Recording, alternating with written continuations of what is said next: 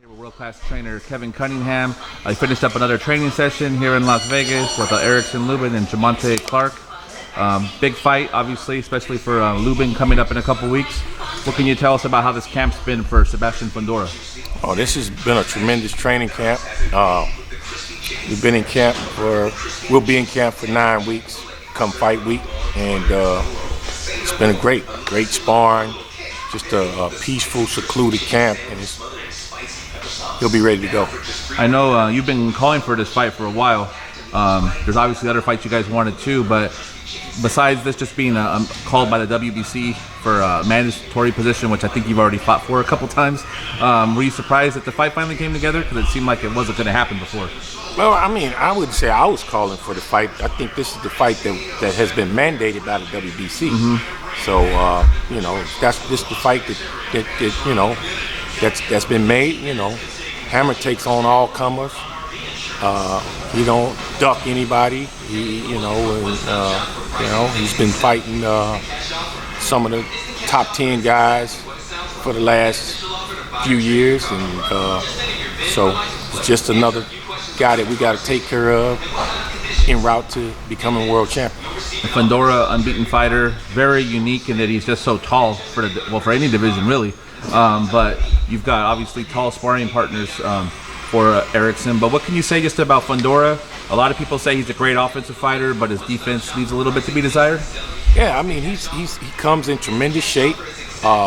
He's busy. He's a busy fighter with a high punch output.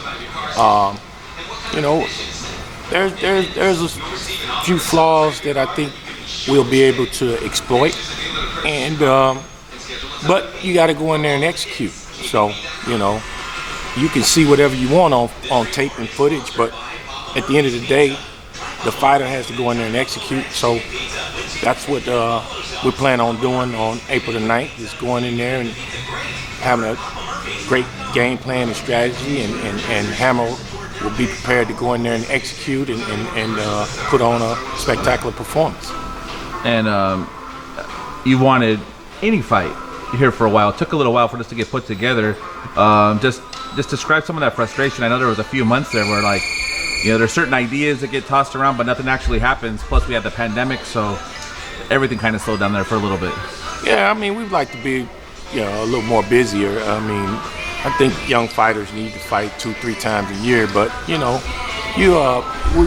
we're thankful and grateful for the opportunity that we have, and the bottom line is you just have to make the most out of the opportunities that you get. So that's the key to everything in life. You make the most of your opportunities, and that's what we plan on doing.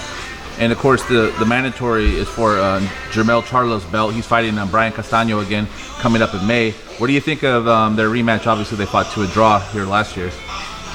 Well, it was a great fight. Fight could have went either way. And I think it's going to be a good fight in the rematch. But I think Jermell's going to make the proper adjustments from the first fight and then come in, and I think he'll be victorious in the rematch. And obviously, as you know, when you get an undisputed champion, usually a lot of mandatories come due. So a lot of times those belts don't even, they don't even defend them. They either give them up or give up some of them.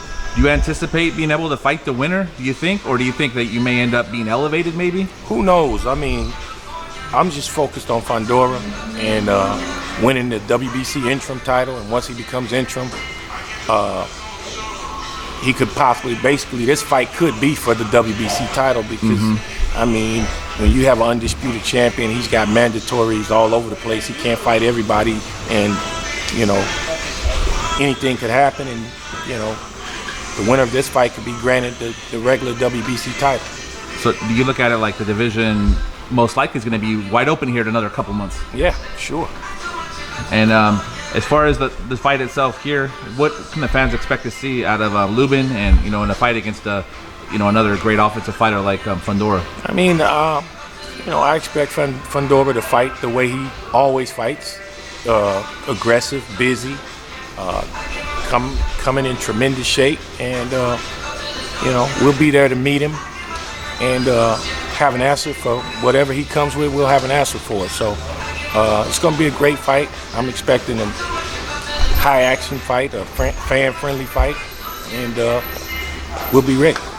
So any last words for the fans out there that'll be at the Virgins Hotel or watching on Showtime? I appreciate all the support from all the fans, all the Hammer fans, and tune in April 9th, or if you can't be on the scene at the Virgin Hotel and Casino, catch it on the screen April 9th on Showtime Championship Boxing.